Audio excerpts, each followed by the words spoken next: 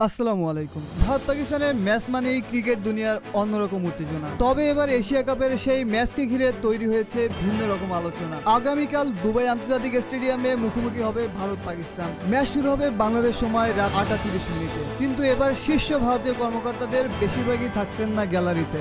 ভারতের সংবাদ মাধ্যম দৈনিক জাগরণ জানিয়েছে বিসিসিআই এর কর্মকর্তারা নীরবে বর্জন করবেন এই ম্যাচ। রাজনৈতিক টানাপোড়েনের কারণে এমন সিদ্ধান্ত নিয়েছেন তারা। গত এপ্রিল মাসে কাশ্মীরের পেহেলগামে বন্দুকধারীদের হামলার পর থেকেই এই ম্যাচ নিয়ে অনিশ্চয়তা দেখা দিয়েছিল। শেষ পর্যন্ত ম্যাচ হলেও ভারতীয় ক্রিকেট বোর্ডের শীর্ষ পর্যায়ের উপস্থিতি থাকবে না বলে জানা গেছে। ভারতের বড় পরিসরের সমর্থকরা পাকিস্তানের বিপক্ষে ম্যাচ বাতিলের দাবি তুলেছেন। এমনকি সুপ্রিম কোর্টেও পাবলিক ইন্টারেস্ট লিটিগেশন PIL আবেদন করা হয়েছিল, যদিও আদালত তা শুনানির জন্য গ্রহণ করেনি। সাবেক ক্রিকেটার হরভজন সিং ও কেদার যাদবও এই ম্যাচ বয়কটের পক্ষে অবস্থান নিয়েছেন। তবে এশিয়ান ক্রিকেট কাউন্সিলের সদস্য হিসাবে বিসিসিআই সহসভাপতি রাজীব শুক্লা মাঠে থাকতে পারেন, কিন্তু ICC চেয়ারম্যান জয় সাহা কিংবা বিসিসিআই সচিব দেবজিৎ সাইকিয়া না থাকার সম্ভাবনাই বেশি। অতীতের মতো এবারও ভারত পাকিস্তানের ম্যাচ ক্রিকেট দুনিয়ার আলোচনার কেন্দ্রবিন্দুতে। তবে প্রশ্ন রয়ে গেল, বোর্ড কর্মকর্তাদের অনুপস্থিতি কি ম্যাচের আবহাওয়া কমিয়ে দেবে, নাকি ক্রিকেট প্রেমীরা আগের মতোই উপভোগ করবেন এশিয়ার সবথেকে